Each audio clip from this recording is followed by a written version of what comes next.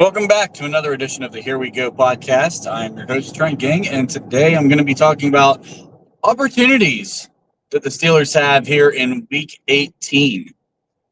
Opportunities seem like a very strong suggestion because it feels, for the most part, like the sky's been falling the last 3 weeks. There's a lot to be optimistic about when we were 10-3. We were battling. The offense looked pretty good. We were moving the ball. We were able to finish some drives. And at one point, it felt like we could score with just about anybody. And then, of course, the real gauntlet of the schedule comes about. We get Philly. We get the Ravens. We get the Chiefs. Back to back to back in a 10-day span. And all of a sudden, we go on a 3-game losing streak, and the sky is falling. The season is over. People are ready for the NFL draft. And for some reason, it feels like everybody forgets that we still have an opportunity to make the playoff, as we're already in, and win a game. There is still a chance that we play a team like the Texans, which has been struggling more than the Steelers have. So let's talk about what opportunities are in front of us. Because I don't think the season is lost. I think up until the point where we were 10-3 before this Philly game, this team in large part had overachieved. Most people did not have this team winning 10 games.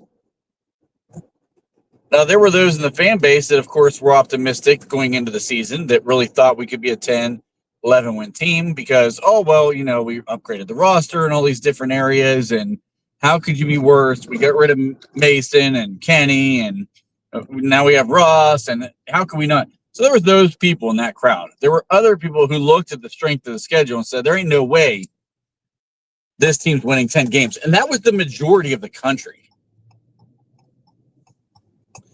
To be honest with you, I think it was a lot of people who cover the team also. 9 wins was about the most I remember anyone calling for. It's kind of interesting how a season can turn expectations around.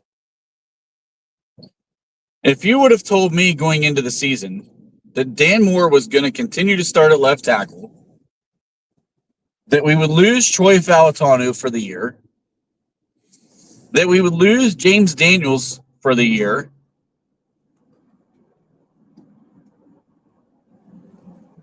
I think I probably would have said this team is going to win 6 games. Because you have a 4th-round rookie in Mason McCormick starting. You have another rookie right next to him in Zach Frazier. You have a second-year guy who has struggled early in his career in Broderick Jones. I'd have said this offensive line is going to be just terrible. Maybe one of the worst offensive lines in the league. And not to suggest that the offensive line has been great, but they have become a good run block, pretty good, not good, but a pretty good run blocking unit for the most part. I know we can go to different analytics and we can say, oh, this guy's not this isn't this isn't it. I get it. It's not the most efficient offensive line in the world. But all things considered, they've been pretty good. Pass protection hasn't been great.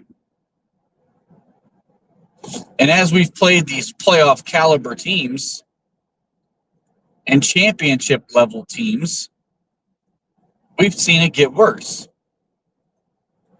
Because in reality, this team has overperformed. Look at a guy like Dan Moore. He had been rock solid all year long. Really had one bad game that I can think of, which was the Cleveland game the first time. And then held up pretty much most of the rest of the season. And now these last 3 weeks, we see him struggling once again.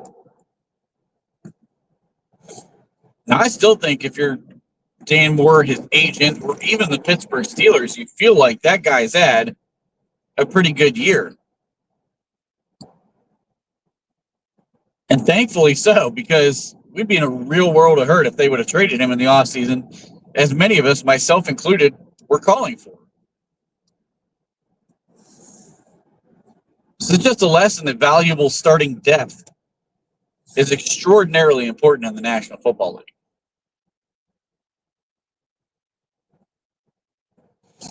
And while he was never actually considered a backup, I think it was pretty much always going to be, if Broderick Jones came into camp and made this year 2 leap, Dan Moore was going to be on the bench.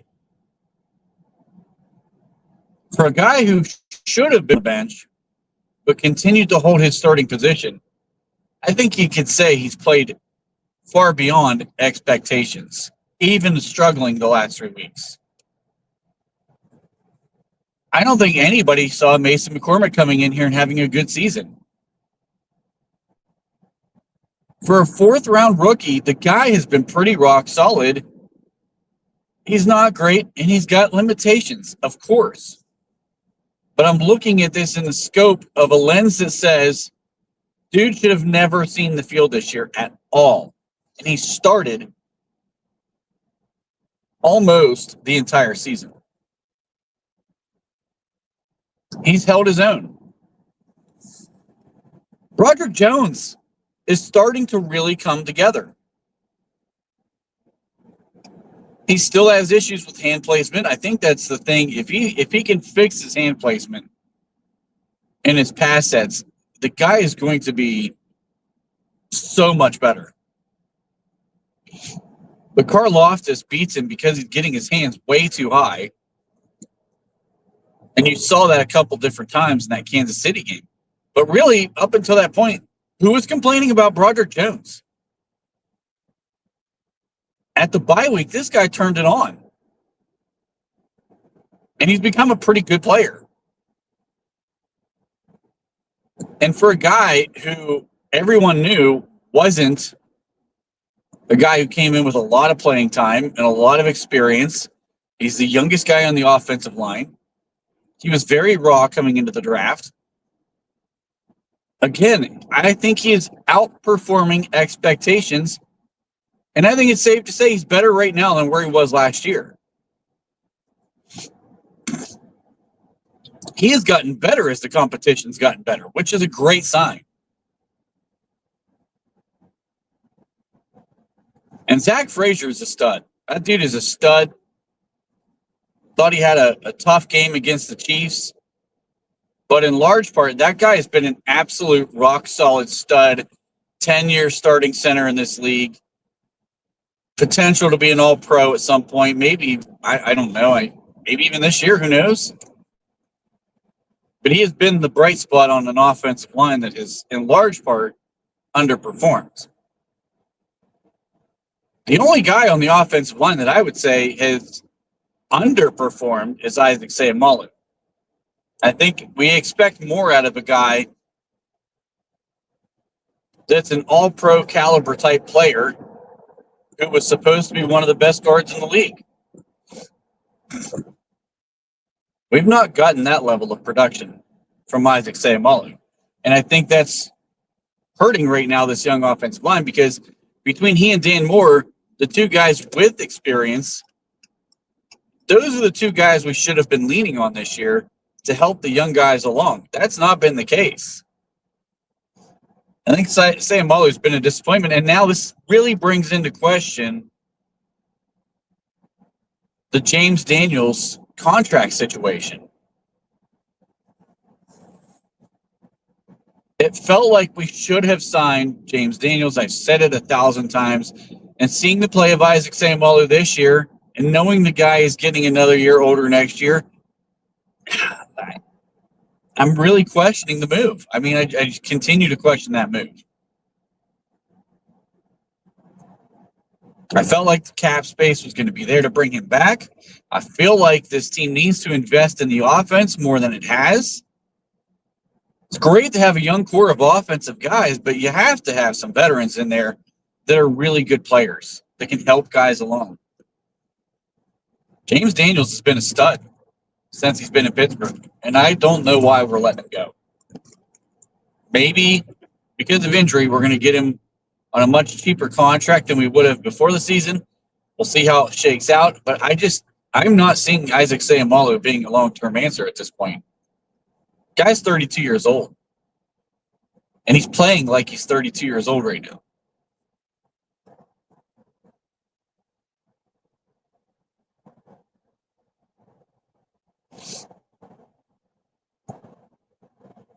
And Russ Wilson did inject something into this offense. There's no doubt about that. He struggled the last 3 weeks. But listen, just because you go on a 3-game losing skid against 3 teams that are all Super Bowl contenders, it doesn't mean this team is terrible. Still a good football team. As a matter of fact, we have a golden opportunity in front of us to go into our home stadium and knock a division rival out of the playoff picture. We've got 6 days to prepare for Cincinnati.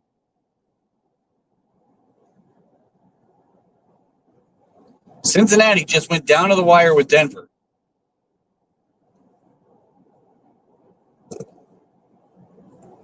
And they pulled out a victory in overtime in order to keep their hopes alive. But the great thing is, we get to take those dreams and rip them from the Bengals' hands and stomp on it right in front of them.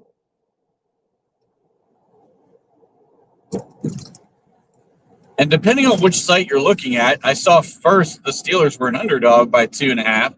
Saw another one that says the Steelers are the favorite by 2.5. The fact of the matter, folks, is that 4 weeks ago we beat this team.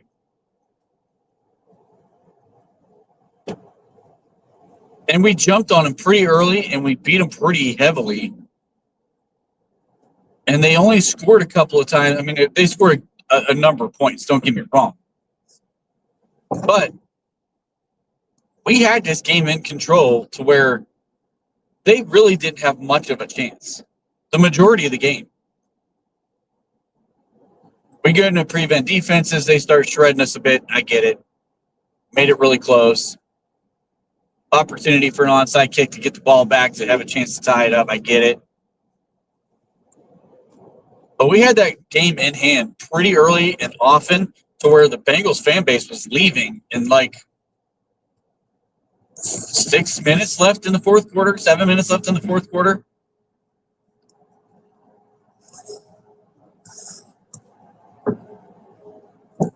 So despite everything that's just happened, you've got to put your optimism back into the fact that the same exact team that we're going to be putting on the field already beat this Cincinnati team in recent memory. And everybody's going to say, oh, but the Bengals are hot right now. They were hot going into the game against Pittsburgh the first time. That offense has been rolling all year long for Cincinnati.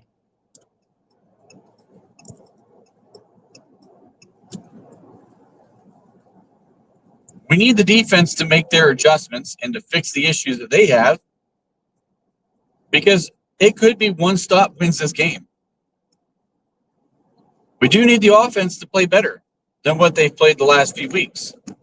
I mean, Cincinnati does still have Trey Hendrickson on the other side of the football. I know the rest of the defense sucks, but Trey Hendrickson's a damn good football player. I mean, I think that guy is the most underrated, underappreciated player in the league, not just an edge rusher, because he doesn't get a lot of love as an edge rusher, but that dude's the most underappreciated football player in the NFL. Phenomenal player. And Dan Moore is going to have his hands full. There's no doubt about that. And they're going to have a game plan for that.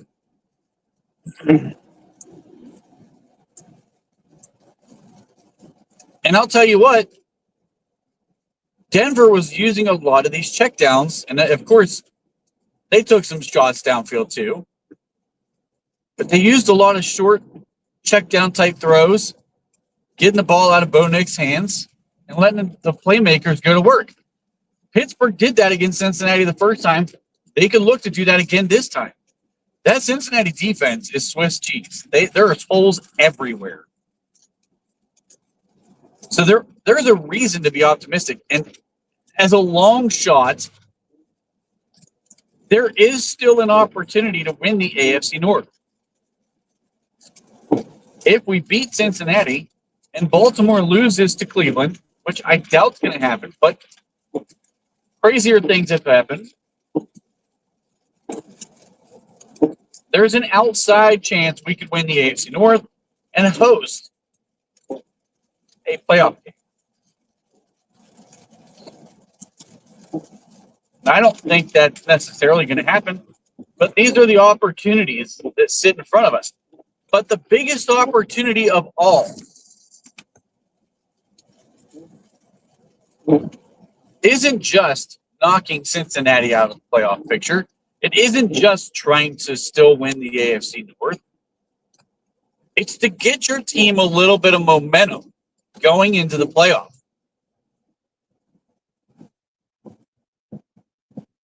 We talk about teams getting hot at the right time and carrying that into the playoffs, and teams that are lower seeds having a chance to make a run.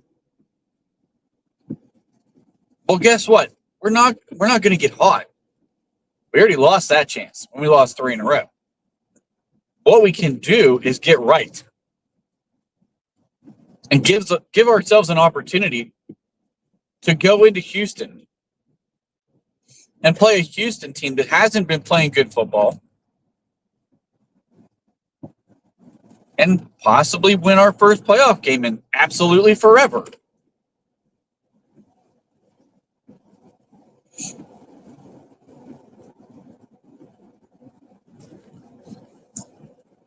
Of all of the great things that Pittsburgh, the Tomlin winning streak, this and that, the losing streak in the playoff would be a great thing to take away from the people who really don't like Mike Tomlin and really don't like the Pittsburgh Steelers. Be a great talking point to get rid of.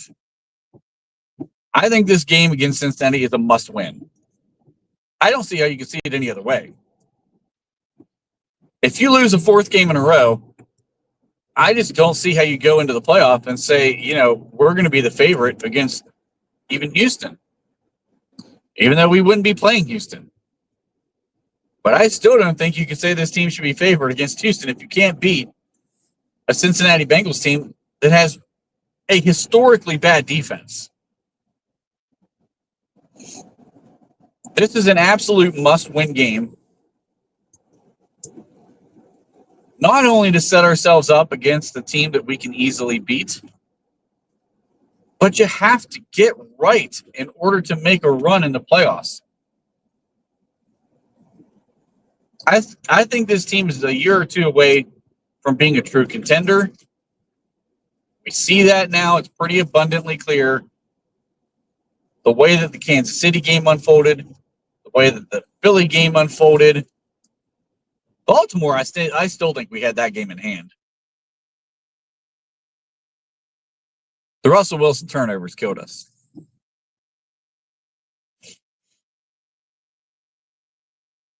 But we got to get right with this Cincinnati game. That's the biggest opportunity that's in front of us right now. And if we do that, I think you feel really good about going into Houston and getting a win there. And then see what happens. Who knows? Maybe,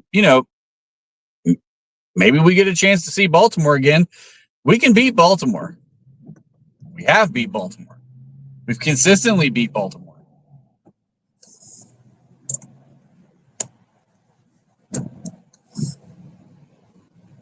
We'll see what happens.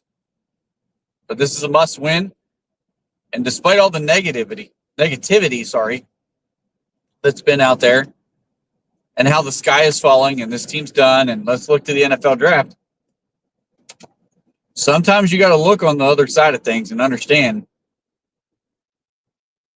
There's still plenty of football left to be played. And we absolutely can get a playoff win this year. We got to put ourselves in the right position. So that's all I got for you today. I hope y'all like the content. As always, like, share, and subscribe. Leave some feedback. Let me know what you think. Do you have any optimism on this? Are you in the negative Nancy crowd that thinks this thing's over? We'll see. Hope y'all have a great day.